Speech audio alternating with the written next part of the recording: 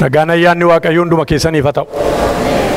Nagaa hirtuu baay'ee Waaqayyoon galateeffannaa yeroo darbeef bara darbe hundumaa keessatti sanu gaggeesse Waaqayyoof galanni haa ta'u.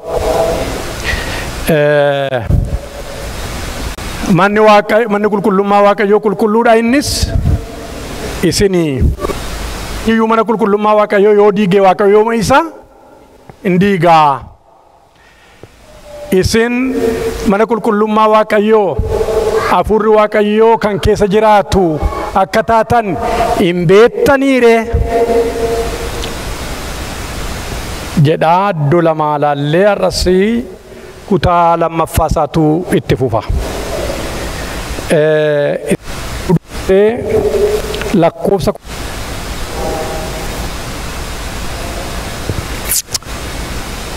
Ibroota 12 namoota hundumaa wajjin nagaadhaan jiraadha. Isa malee namni tokkollee goofticha hin argu waan ta'eef jireenya qulqullummaadhaaf dhamaa. Jireenya qulqullummaadhaaf hundumti keessan jireenya qulqullaadhaaf lee gooftaa arguun maalin ta'u jedhe hin danda'amu jedhe hin kadhanna Waaqayyo.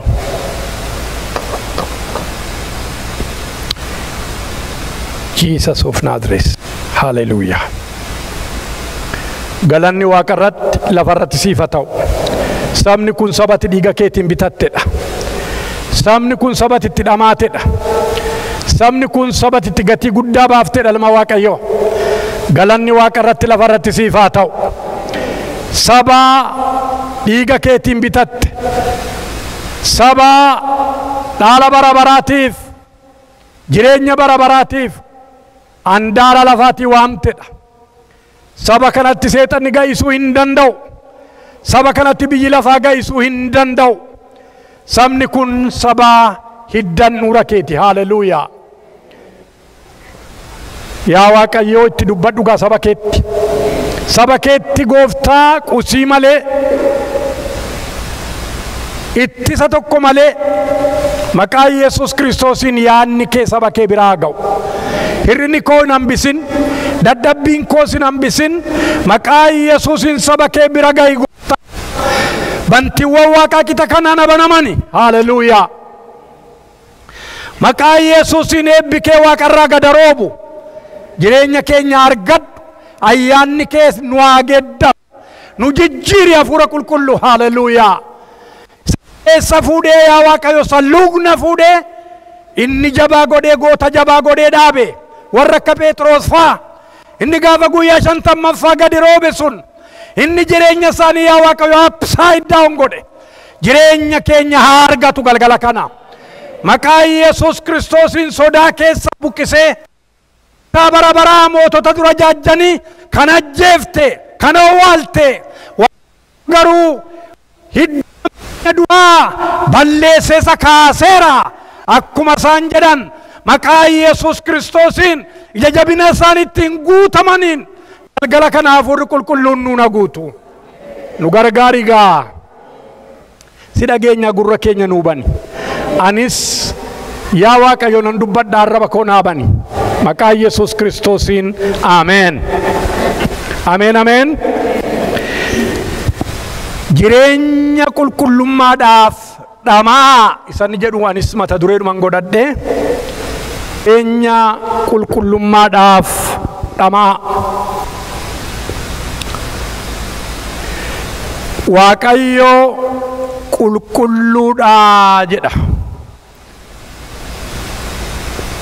Seera Lewwotaa 19 keessaa koot godhee Phexros saduraa 1:16 ani qulqulluu akkan ta'e isinis qulqulloota ta'a jedha. Kanaaf Waaqayyo maalidha? Qulqulluudha. Kana duwwaa dubbannee yoo dhiifne hir'uu ta'a. Waaqayyo qulqulluu duwwaan ta'in Ergaa Yohaannis duraa 4:8 irratti Waaqayyo jaalala. Waaqayyo maalidha? Waaqayyo jaalala. Kanaaf Waaqayyo qulqulluudha. Waaqayyo jaalala. Waaqayyo gatii jaalala ta'eefi jannata Eden keessatti warra yakka raawwatan innoo jaalala jedhee Waaqayyo jannata Eden keessatti isaan niisee xuraa'ummaatti mana isaaf jireenya saba isaatii gadhiisiin goone gadi baaseedha. Waaqayyo immoo gatii qulqulluu ta'e duwwaadhaaf gatii qulqulluu ta'eef saba kana achi keessaa gadi darbatee dhadhaqii badiisaa bara baraa keessatti hin himne innoo jaalalaa. Ameen. Maalidha? Innoo jaalaladha. Kanaaf gatii jaalalli baasee utuu Edeniin hin xureessin, utuu qulqullummaa iddoodhaan dhabamsiisin, inni jaalala gatii ta'eef namoota utuu ofii isaa hin faallessin qulqullummaan isaa akka eegametti jaalala bara baraa kanaan ilmaan namaa duukaa bu'ee bifa ilmaan namaatiin Kiristoosin ergee gatii ilmaan namaarraa baasisu barbaaduma hundumaa Yesuus baasuu isaatiin qulqullummaa isaa eegsisuudhaan Waaqayyo ilmaan namaa fayyisuun fedha isaa ta'e. Ameen ameen. Amma gaa Waaqayyo qulqulluu gatii ta'eef nama gadaree hin himne jaalala gatii ta'eef immoo akka isaan Edeniin spoil godhan akka isaan xureessanitti hin himne lamaan saaddoo isaatti hige baalaansi godhe Waaqayyo galanni isaaf haa ta'u. Ilaalaa gaa hubadhaa. Eden keessaa gadaree hin himne Waaqayyo jaalala'oo. Jaalala gatii ta'eef immoo akka isaan Edeniin xureessanitti Eden keessatti ol hin deebifne ofii isaan faallessine Waaqayyo. Qulqullummaa isaa eegee jaalala isaatiin fayyina ilmaan namaa raawwachuudhaan kana lamaan baalaansi godhee utuu qulqullummaa isaan faallessin yakka ilmaan namaa fi dogoggora namaa irra daddarbaa namaa Yesuus baatee jannata Edenitti ol deebise Waaqayyo. Ameen. Har'a gaa dabaleessa torbeetti nama isa jaallatame nama isa jaalala bara baraatiin jaallatame Edenitti ol deebi'e jireenya keessaa akka inni hirmatu ilmi Waaqayyoo gatiitti baase attamitti deddeebi'uun irra jiraadha. Ameen ameen. Ol deebi'eera moo ol hin deebine Edenitti? Ol deebitanitti moo ol hin deebine? Sagaleen keessan xinnoo dhaqa. Mee ol deebineerra wattettan? Ameen ameen ol deebineerra. Erga ol deebinee booddee how to walk with him, how to live holy life. Seera ba'uu 28:36 irratti qulqullummaa Waaqayyoof kan jedhu mataa warra lubootaa irratti qirixiiti jedhe. qirixiiti qulqullummaan Waaqayyoof ቅድስና ለእግዚአብሔር kan jedhu asirra kaayedhe. Namni fagoodha yeroo luba kakumoof alaalu inni dura dubbisu gamatti itti mul'atu ቅድስና ለእግዚአብሔር qulqullummaan Waaqayyoof kan jedhu fagootti dubbisa. Iddoo lamatti barreeffamee jira seera keessa ba'uu keessatti. Seera keessa ba'uu 28:36 fi 39:30 irratti qirixii mataa isaaniirra kaayedhe Waaqayyo. Amma gaa kakuu haaraa keessatti ቅድስና ለእግዚአብሔር duwwaatuun ta'in ቅድስና ከእግዚአብሔር Waaqayyo biraa anaaf isiniif ta'eera karaa Yesuus. Amen amen. Not only for God, from God. Amen amen. Kanaaf egaa amma warri qulqullummaan nuu ta'e kun warri karaa gooftaa keenya Yesuus Kiristoos qulqulloofne kun how to live holy life. Musee takka jedhe Waaqayyoon amma Yoonaas hin nagaa naan nagaa sagalee kee maaloo si arguun barbaada ulfina kee arguun barbaada na agarsiisi jedhe Waaqayyoon. Seera Ba'uu 33:18.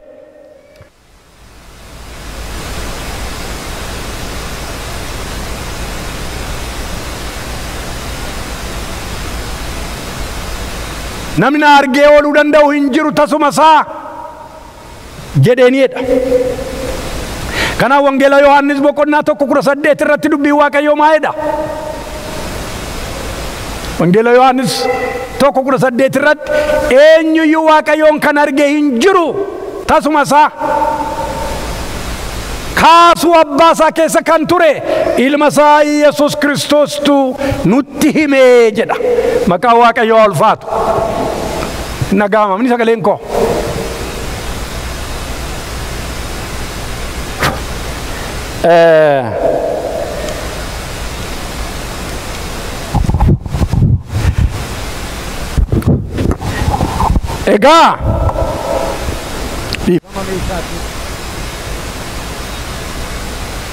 Egaa Yesuus Kiristoos akkana maal jedhe wangeela Yohaannis 14:9 irratti Filiiphoos maaloo abbaan nu agarsiisi nu gaa jennaan Filiiphoos ammarnaatti nagarree Waaqayyoon kan na arge Waaqayyo abbaa argeedhe. Karaa gooftaa keenya Yesuus Kiristoos Waaqayyo abbaa agarreerra. Jalqabatti sagalee ture sagalee Waaqayyo bira ture sagaleenis Waaqayyo ture foon uffatee nu gidduu buufateedha. Ayyaanni bara baraa jireenyi bara baraa inni sagalee ture sagaleen sun foon uffachuudhaan ilmaan namaa gidduu deddeebi'eera. Maqaa Waaqayyoo ulfaatu. Kanaaf har'a gaa karaa gooftaa keenya Yesuus Kiristoos reerra warri isaa argine inni jiraatee darbeen adeemsa na deemee darbe dhugaan ni mul'isee darbe jireenya ni jiraatee darbe jiraachuun waamicha nu itti waamamnedha. First and foremost jireenya ni jiraatee darbe dhugaan ni mul'isee darbe karaan irra darbe rakka dabarruuf inni kottee isaa nuu dhiisee deemeeraadha. Dukkaa'uun inni Kiristoos misaaleetti tollinal jedha. Dukkaa karaan ejjeteera darbe achi akka duukaa buunuuf nuu dhiisee deemeeraadha. Kanaaf Yesuus Kiristoos inni nuu dhiisee deeme kun guyyaa tokko Tasaloniqee 2:8-10 nutti dubbata. Yeroonni Waaqarraa mul'atuudha. Yeroonni Waaqarraa mul'atu warri isatti gaysan warri isaan beenne ulfina surraa ayyaana isaarraa baqatanii badiisa bara baraatti kennamuudha. Isin warri isa eeggattan isa amantan immoodha. Ija keessan duratti bara baraan dinqisiifamuudhaaf isinii dhufeedha. Haleluuyaa. Nuu dhufa nutti dhufa miti. Bara baraan dinqisiifamuudhaaf jedha. Kanaafi jireenya kanatti nu waame ilmi Waaqayyo Waaqa jiraata. Amen amen. Kanaaf how to live holy life. Qulqullummaa irraa kan nama hir'isu maayin qabxii 3 tokkoon isinitti himeen akkaataa itti eeggannu immoo qabxii 2 isinitti himeen fixa. Maalidha nama qulqullummaa irraa kan akka inni irratti godhu? Maalidha? Tokkoffaan sagaleen nutti dubbate sagalee jireenyaa Waaqayyo nutti dubbate amanuu dadhabuudha yookiin immoo amanuu dhiisuudha. Hindi jalqabaa jireenya keenya leeyyoodhaan ga'u sagalee Waaqayyoof attention dhoowwachuudha. Dubbii Waaqayyoo Waaqa jiraata nutti dubbate addoo dhowwu. Kanaaf inni kun qulqullummaa irra nama hir'isa. Museedhaa wajjin Waaqayyo haasaa waggoota dheeraa godheera. Karaa fixuusaa jala tabba Mariibaa irratti Waaqayyo akkasittiin jedhe Musee kattaa kanatti dubbadhu bishaan dhangalaasaa jedhe. kattaatti maal godhi? Kattaatti maal godhi? Itti dubbadhu jedhe. Hammarraatti ulee sanaan kattaa sana rukuta. Har'a garuu Waaqayyo akkasittiin jedhe. Kattaa sanatti dubbadhu dhagaasiin kun bishaan si dhangalaasaa jedhe. Ameen ameen. Yeroo baay'ee kattaa keenyatti dubbachuu utuun shaakaliin namoonni baay'een deemnu baay'ee jira. Rakkinatti dubbachuu, wanta hin fakkaannetti dubbachuu, utuma kadhannu, utuma boonyuu, utuma kadhannuudhuma barri keenya. Garuu maal godhe har'a jedhe Waaqayyo? Maal godhe jedhe? Itti dubbadhu jedhe. Itti dubbanna maqaa Yesuusiin. Gidiraan keenya gidiraa ta'e itti hin fufu. Rakkinni keenya rakkina ta'e itti hin fufu. Leeyyoon keenya leeyyoo ta'e itti hin fufu. Maqaa Gooftaa Yesuus Kiristoosiin hin dayyaa rakkinni keenya. Hin buqqisa Waaqayyo waan. Speak. Hin boo'in kattaa dura naannoftee hin boo'in itti dubbadhu jedhe Waaqayyo. Hin garagalcha ilmi Waaqayyoo. Amanuu dhabe Museen isa kana.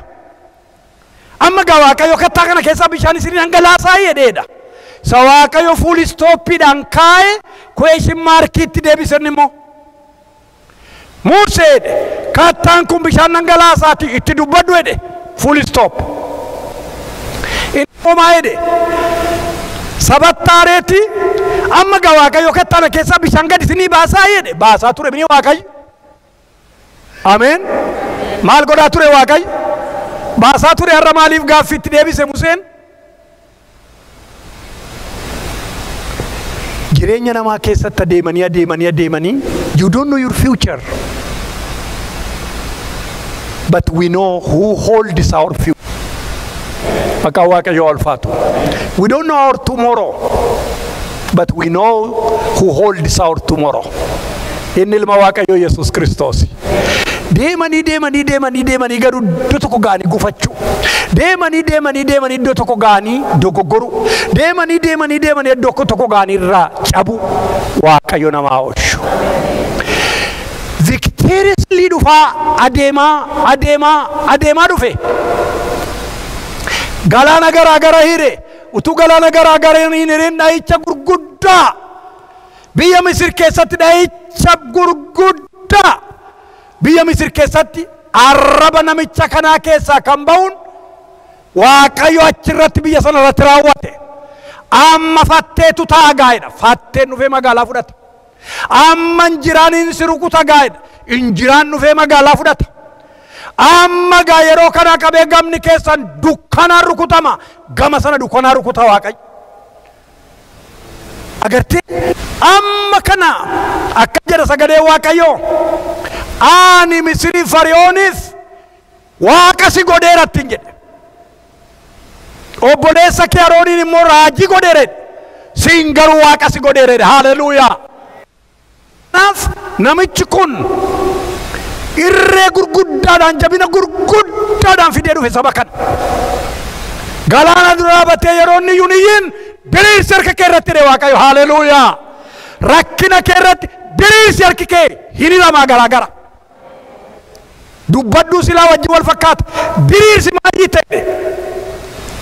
Harkasaa yeroo inni galaana irratti asii ol kaasu maqaan Waaqayyoo eebbifamu galaanni iddoo lamatti garaagara dho'e. Kanaaf jireenya keenya keessatti isa galaana garaagara hiru isa kattaatti nu dubbachiisu Waaqayyoo Waaqa jiraataatu mataa jireenya keenyaati. Inni jireenya keenya geggeessu, inni jireenya keenya irratti gooftaa ta'e mootii ta'e Waaqayyo Waaqa jiraataa sakattaa keessaa bishaan yaasudha. Har'a si yaasa Waaqayyo. Naa yaasee beeka Waaqayyo naaf. Hin yaasa Waaqayyo kattaa keessaa. Kanaaf irree gurguddaadhaan jabina gurguddaadhaan dhufe namichi kun. Irree gurguddaa jabina gurguddaadhaan dhufeeti. Tulluu Mariibaa irratti garuu dogoggorri ta'e. Amma gaa Waaqayyo sidii baasaa jedhe. Musee jedhe Waaqayyo tooppikii geddare. Ati Faroon saba kana fuutanii hin galtan biyya kakuutti jedhe. Nan qulqulleessine si nan kabanye jedhe. Hin galtu Musee jedhe. Seera keessa deebii boqonnaa 3:23 irratti baay'ee gad kan nama cabsu tokko dubbata. Waan nama gaddisiisu tokko dubbata. Waaqayyo sababii keessaniif natti dheekkame. Maaloo nan gala yaa Waaqayyo na gashinnaan lamuu lammata natti hin dubbatinnaan jedheedha. Maalin godhin? Lamuu lammata natti hin dubbatin. You never go into Kanaan jedhe. Illittu jedhe. Kanaaf obboloota ko yeroo baay'ee amanuu dadhabuun rakkina har'aatiin liqinfamne situation amanuu qabate circumstance amma keessa jirruun liqinfamne victory kaleessa raanfachuu Waaqayyo nu haawushu. Isa kaleessa rakkina keessatti nu geggeesse, sabaroota darbe dhibee keessatti nu geggeesse, isa tabba baay'ee duukaa baane, sarraan gadee baay'ee duukaa buune, Waaqayyo Waaqa jiraataa tu rakkina har'aa keessatti nu wajjin jira. Haleluuyaa! Kanaaf isa amananne sana sagalee sana eeguun nurraa eegama. Waaqayyo nu haa gargaaru. Inni lammaffaan dafee deema. Inni lammaffaan maalidha gufuunni nutti ta'u qulqullummaarraa kan nu hir'isu maa inni seeruun deebisaa jira. Amanuu dadhabuu. Inni lammaffaan aasaan taanetu qulqullummaarraa nu ittisa. Kantu nigiggir. Maal jedha Timootewoos duraa 6:2 fi Timootewoos 2:16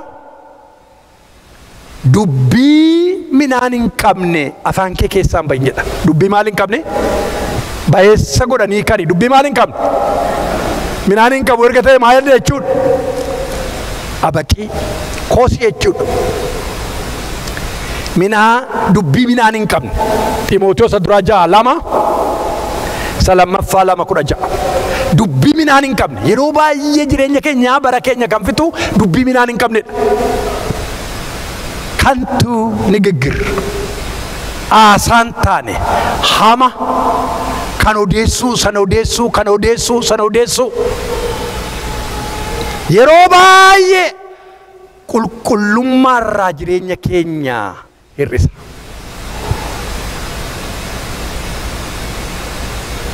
Dhugaa jirtu